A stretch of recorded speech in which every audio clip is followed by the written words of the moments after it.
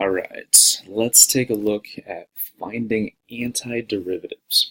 All right, this is going to be the key to evaluating ugly integrals. Okay, so finding area under curves of ugly curves, curves that aren't so nice, ones that we can't just use a geometric formula for. So first, we have to talk about antiderivatives. To do that, okay, let's just think about, well, what would we have to do to find the derivative of a polynomial function? Okay, we've spent tons of time on this. Okay, there's really two things we have to do, right? So if I give you something like f of x equals 4x cubed plus 2x squared minus x plus 7. Okay, take the derivative of that. Well, if we want to write out what we're actually doing, right, we would say, well, first, we're going to bring the power down. So what we're really doing is multiplying the power by the coefficient of each term, right? Then, secondly, we are just subtracting 1 from the exponent. Okay, so we've done this a ton of times, right? So if we go through that practice for this example, my derivative would just be f prime equals 12x squared plus 4x minus 1. Okay, so now we want to think about going backwards. Okay, anti-differentiation, okay, or finding the antiderivative, is just the opposite of finding the derivative. So it's saying, here's a function, find the original function. Right? Here's a derivative, find the original function. So if we think about taking the steps that we just had, okay, for finding the derivative and going backwards, okay, literally doing the opposite, we would say, so our final step, okay, in finding the derivative was to subtract 1 from the power of each term. So to anti-differentiate, we are going to add 1 to the power of each term. All right. Then the first step in finding the derivative was to multiply the power by the coefficient of each term. So the opposite of that is going to be to divide the old coefficient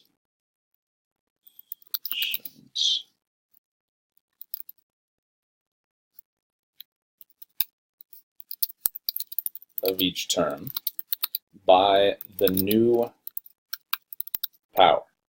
Okay, so let's take a look at a couple of examples of that. All right, so if I say that my derivative function, say f prime of x, is, I don't know, let's do an easy one, 2x. Okay, well, this power is 1, so the first step is to add 1 to the power of each term. So if I add 1, I'll be at x squared. And then it says divide the coefficient, so my coefficient was 2, by the new power. So I would really have 2, my old coefficient of 2, over the new power of 2. Right? So we would say that, I should have written in f of x equals here. So equals 2 over 2x squared, or just x squared. Okay, another example, if I tell you that the derivative of some function is, I don't know, let's do something a little bit more involved. 4x cubed plus 7x squared minus 3x plus 4. Okay, so using this logic, I would say that my original function, okay, is, well, go term by term and just add 1 to the exponent. So this would be x to the 4th. then take the old coefficient over the new exponent. So 4 divided by 4 would just be 1. Right? Then here, add 1 to the exponent, so x cubed, and then take the old coefficient over the new exponent. So this would be 7/3. Then here, add 1 to the exponent, take the old coefficient over the new exponent. So 3/2. And then here, if I have a constant, okay, its antiderivative would just be 4x. Okay, so that's how we're going to find the antiderivatives of polynomial functions. And we can actually make this a little bit nicer. So we can put a formula to this, and we can say if f prime of x equals, throw an a out front, a times x to the n power, okay, some coefficient times x to some power, then the antiderivative of that, okay, and we're just, if we use these rules, we'll say add 1 to the exponent, so that would, we can denote that as x to the n plus 1 power, and then we'll take our old coefficient of a over the new exponent. Okay, so this is just nice notation, okay, for these steps that we already wrote down. Okay, if my derivative is just some coefficient times x to some power, then its antiderivative is, well, we add 1 to the exponent and take the old coefficient over the new exponent. Okay, but some problem could arise. Okay, now we use this notation, okay, this integral symbol, right, to denote the antiderivative. Okay, whenever we have bounds, okay, everything we've looked at so far with this notation has had bounds. Okay, we've had numbers here and here. Whenever there are numbers there, okay, a lower bound and an upper bound, that means find the area under this curve, starting at this x value and ending at this x value. If there are no values on the integral symbol, that just means find the antiderivative. All right, and we'll see why. I mean, right now that kind of makes it sound like these two things are really unrelated, okay? But we'll see why the antiderivative and finding the area under the curve are very, very closely related here shortly, all right, in the next lesson, actually. Okay, so when finding the antiderivative, we're finding the function of which f of x is the first derivative. So if we're given the first derivative or even the second derivative, okay, even the third, fourth, fifth, sixth, seventh derivative, we'll be able to find the original function. However, if we say that the antiderivative of f prime of x is equal to the original function, there's a problem. Let me explain. So if I say that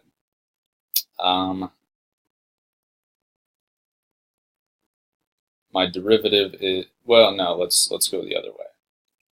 Let me give you some original functions here. Let's say my original function is x squared. Okay, obviously, whoops, I wrote f prime again. Say my original function is x squared. Well, then its derivative is 2x. Well, what if I tell you my original function is x squared plus 7? Well, its derivative would also just be 2x, right? What if I tell you my original function is x squared plus e? Well, e is just a number, so that derivative would also just be 2x, right? So here's the problem. If I tell you that my derivative is 2x and I ask you to find the antiderivative, well, all of these would be correct answers, right? So what we do, okay, whenever I ask you to find an antiderivative, okay, we don't know if there's some constant being added on the original function or not.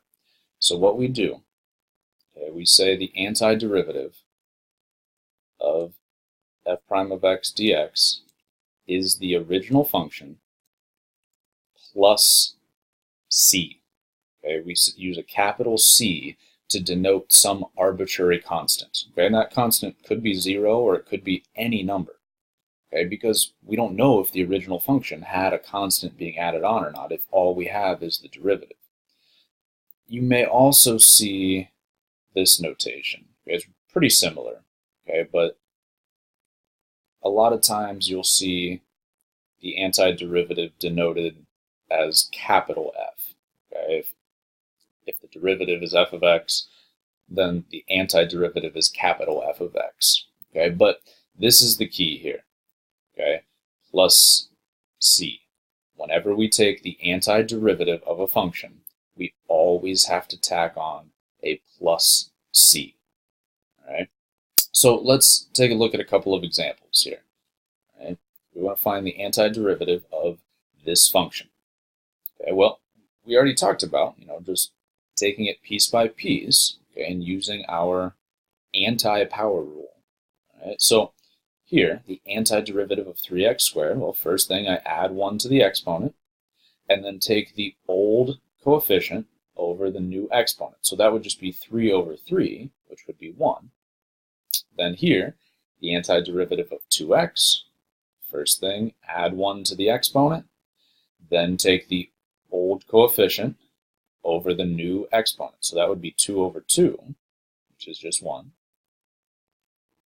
Then the antiderivative of 3 would be 3x, and then we always have to add plus c, where c could be any constant. Okay? So this hopefully is pretty straightforward, this process of anti-differentiating a function that just uses powers. Now, we could run into a few other situations. Right? Something like this, okay, where we've got two things being multiplied together. Well, we don't have any idea of how to undo product rule right now. But what we could do, and what we've done a lot when we've taken derivatives, is do a little bit of algebra first. I can multiply this out, and then I will just have a polynomial that I can take the antiderivative of. Okay, so here, I can say, well, if I multiply this all out, I would have x times 2x is 2x squared. Then I'll get minus 3x plus 4x. So minus 3x plus 4x would be plus 1x. Then 2 times negative 3 is minus 6. All right, and I guess another thing, we haven't really talked about why this dx is here, okay?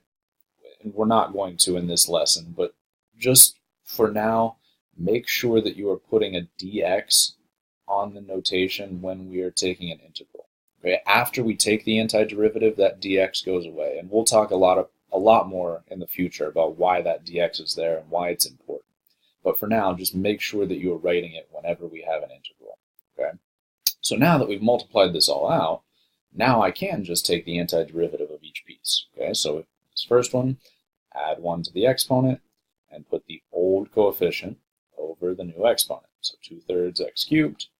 Here, add 1 to the exponent, take the old coefficient, which was 1, over the new exponent. Then this antiderivative would just be minus 6x. And don't forget your plus c. Okay, always plus c when we are taking the antiderivative. All right. Then another situation that could come up is something like this. Okay, if I've got x cubed plus 2x minus 4 all over x. Now, this I can rewrite by splitting this up into 3 different terms. Okay, I can say this is the same as the antiderivative of x cubed over x. Now I'll write it all out here. So x cubed over x plus 2x over x minus 4 over x dx. Okay, and then I can simplify each of those fractions and say, well, x cubed over x is just x squared. 2x over x is just 2. And now this 4 over x, I could rewrite this as 4 times x to the negative first, but I'm actually just going to leave it as 4 over x here, and I'll explain why in just a second. So now, if I take the antiderivative of each of these pieces, well, here, add 1 to the exponent, take the old coefficient of 1 over the new exponent. Antiderivative of 2 would be 2x. Now, this is 4 over x, or 4 times x to the negative first. Something like this, we have to treat a little bit differently. Okay, we have to treat this a little bit differently. And so I'm going to put this in a red box just so we know that we're treating this a little differently. Whenever I have something like this, okay, 4 over x, or I could even, I'm going to come off to the side here, I could write this as 4 times 1 over x. Well, what function has the derivative of 1 over x? Think about that for a second. What function has the derivative of 1 over x? If you came up with natural log, you were correct. The antiderivative then of 1 over x is the natural log of x. So here, if I've got 4 times 1 over x, its antiderivative is going to be 4 times the natural log of x. So whenever we have some number over an x to the first power, okay, and we will take a look at a lot more natural logs in the future, okay, but for now, whenever we have some number over x, or some number times x to the negative first power, that antiderivative is a natural log, okay? And then, don't forget, plus c. So, for now, okay, this is only going to come up a couple of times, okay? We'll have a whole lesson in the future over antiderivatives of things like this, all right? But for now, whenever we have some number over x, that's going to be a natural log antiderivative, okay? Now, final situation that could come up here, okay, if we've got something like this, 2 over the square root of x, okay, again, I can rewrite this so it looks a lot nicer before I take the antiderivative. And I can say that this is the same thing as, so this would be 2 over x to the 1/2, right? Which would be the same as 2 times x to the negative 1/2 power. Okay, so I can rewrite this. And then, if I take the antiderivative, okay, well, add 1 to the exponent. So negative 1/2 plus 1 would be positive 1/2. And then take the old coefficient over the new exponent. So I would have 2 over 1/2. Okay, and then don't forget your plus c. Well, I can clean this up a little bit. 2 divided by 1/2 is actually 4, right? So this would just be 4 times x to the 1/2 plus c. And we could just, I mean, technically we could leave it like this if we're talking about, a free response part. But if this were a multiple choice question, since the original problem had square roots in it, you would probably see it written like this as a multiple choice answer. Okay, so we could stop here on a free response, but multiple choice answer would probably look like this. Okay, so those are the situations that we could see when we're using power rule or undoing power rule to find antiderivatives. Okay, it might be a lot easier to do a little bit of algebra first. Okay, so let's then also take a look at undoing a few trig functions. Okay, we'll just do sine and cosine here today. We'll spend more time with the rest of the trig functions later. So we know that the derivative of sine is cosine, and the derivative of cosine is negative sine. So we can write the antiderivatives of sine and cosine like this, right? So first, the antiderivative of cosine would just be sine of x plus c. Don't forget your arbitrary constant. Similarly, the antiderivative of sine, okay, well, if the derivative of cosine is negative sine, then the antiderivative of sine would be negative cosine, right? Plus c. All right. So let's try a couple of those. So here, first, I've got the antiderivative of 2 times sine plus cosine. So the antiderivative of sine, we just said, was negative cosine. So the antiderivative of 2 sine would be negative 2 cosine of x. Then the antiderivative of cosine is just sine, so plus sine of x. And then don't forget your arbitrary constant. So the antiderivative of this function is this function. All right. Let's do another one here. All right. So I've got 4x minus 3 cosine of x. So I'm combining a polynomial function with a trig function here. So we're just going to anti-differentiate piece by piece. So here, add 1 to the exponent, take the old coefficient over the new exponent. So 4 over 2 is just 2. Then the antiderivative of negative 3 cosine of x. Okay, well, we know the antiderivative of cosine is just sine. So this would just be minus 3 times the sine of x. And then don't forget your arbitrary constant. All right. Now, I want you guys to take a second, or a couple of minutes here, and try the next 2.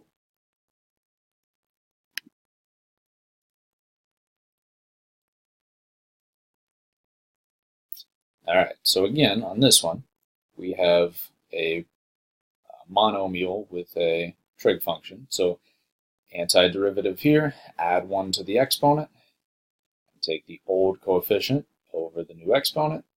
Then the antiderivative of sine is negative cosine. So I would actually have negative negative cosine, which would be plus cosine of t. And don't forget your arbitrary constants.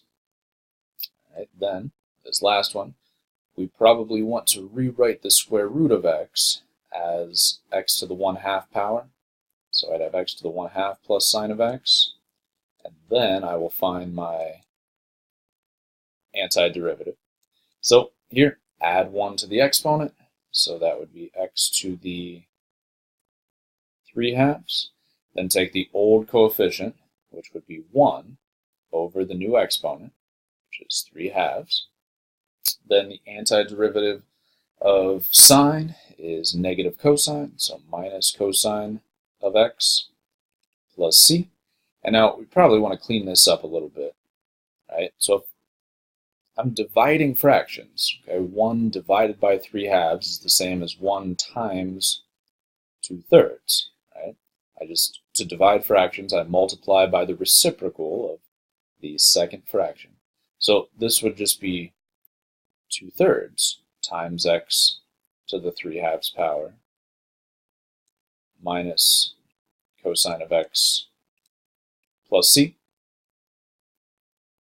All right. So to finish this out, okay, let's take a look at a couple of problems where we are given a few small pieces of information, and we want to find what the original function is. All right, so let's go through this first example together here. I'm given that the second derivative is just 2. Okay, so this is the whole function. It's just a horizontal line at 2. And then I'm given one piece of information, okay, about the first derivative. I'm told the 0.25 is on the first derivative. And then I'm told the 0.210 is on the original function. So from that information, I want to find what the original function is. Okay, so I won't have any plus c's in my original function when I have this much information. Okay, I will be able to solve for c. So let's go one piece at a time. So first, if I take the antiderivative of the second derivative, I will get the first derivative. Right? So I'm just kind of jot that down here. The antiderivative of f double prime is just equal to the first derivative, and then we would have to have our plus c on there. So if I take the antiderivative of my function of 2, okay, well, that's just going to be 2x, right? And then plus c. But now what I know is that this point 2,5 is on the first derivative. Okay, so what we have right now is the first derivative, f prime of x, is equal to 2x plus c, right? Well, I can plug 2 in for x and 5 in for y and solve for c, right? So if I do that, if I plug, so this is y, right? This is y equals 2x plus c. I can say 5 equals 2 times 2 plus c. Then I can, so this would just be 4, subtract the 4 over, and we get that c is equal to 1. So what that means is my first derivative, f prime of x, is equal to 2x plus 1. We solved for what this arbitrary constant would be given this initial condition, given that the point 2,5 was on the first derivative. Well, now I can take the antiderivative of this to find my original function.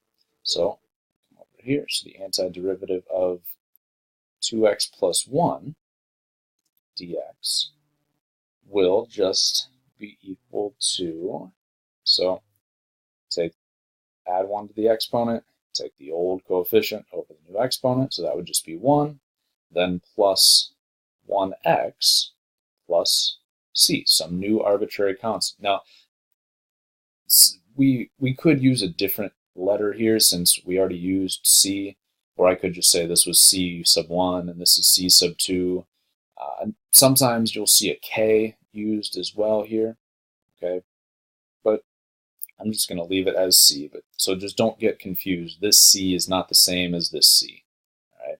So now I'm given this, okay? I know that f of 2 equals 10. So what we have right now is my original function is equal to x squared plus x plus c. So x plus c. So I know that my y is 10 and my x is 2. So this will become 2 squared plus 2 plus c. So what we end up with is 4 plus 2 is 6. So 10 equals 6 plus c. Subtract the 6 over, and we get that 4 is equal to c. Therefore, my original function was f of x equals x squared plus x plus 4. Okay? So you guys try the last problem here on the notes using this as a guide.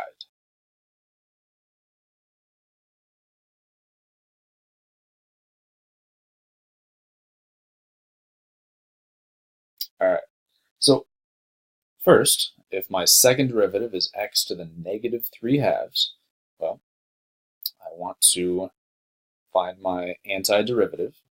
So the antiderivative of x to the negative 3 halves dx, well, add 1 to the exponent. So that will be x to the negative 1 half.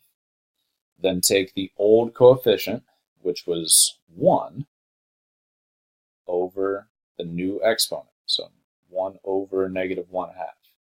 Okay, well, that would be the same as 1 times negative 2 over 1. Right, so this would just be the same as negative 2 times x to the negative 1 half. I should have put my plus c in there. So plus c. So now I'm given this piece of information. F prime of 4 equals 2. So what we have right now is f prime of x equals negative 2x to the negative 1 half plus c. So I'm going to plug 4 in for x, 2 in for y, see what we get. So we'll say 2 equals negative 2. Now, x to the negative 1 half is actually the same as x to the positive 1 half in the denominator, which is the square root of x, right? So this would actually just be the same as the square root of, I'm plugging in 4 in the denominator here. plus c. So we get 2 equals negative 2 over 2. Okay. So negative 2 over 2 is just negative 1 plus c. So then, if I add 1 over, we get that c is equal to 3. So my first derivative then, f prime of x, is equal to negative 2x to the negative 1/2 plus 3. Now let's take this antiderivative, and then we'll use this piece of information to solve for c. So, come over here, and the antiderivative of negative 2x to the negative 1/2 plus 3. Well, add 1 to the exponent, so that would be x to the positive 1/2. Then take the old coefficient, negative 2, over the new exponent. So negative 2 divided by 1/2 would actually just be negative 4, then plus 3x plus c. So I know that f of x equals this, negative 4x to the 1/2 plus 3x plus c. And I'm going to use this piece of information. I know that y is 0 and x is 0 and y is 0, right? So I can say that the point 0, 0 is on the graph. So I'll plug 0 in for y and 0 in for x. So plus 3 times 0 plus c. So we end up with 0 equals c. So what that means is my original function, f of x, is equal to negative 4x to the 1/2 plus 3x plus 0. Okay, well, we can just leave it like that. All right. Tomorrow, we will do some practice problems in class.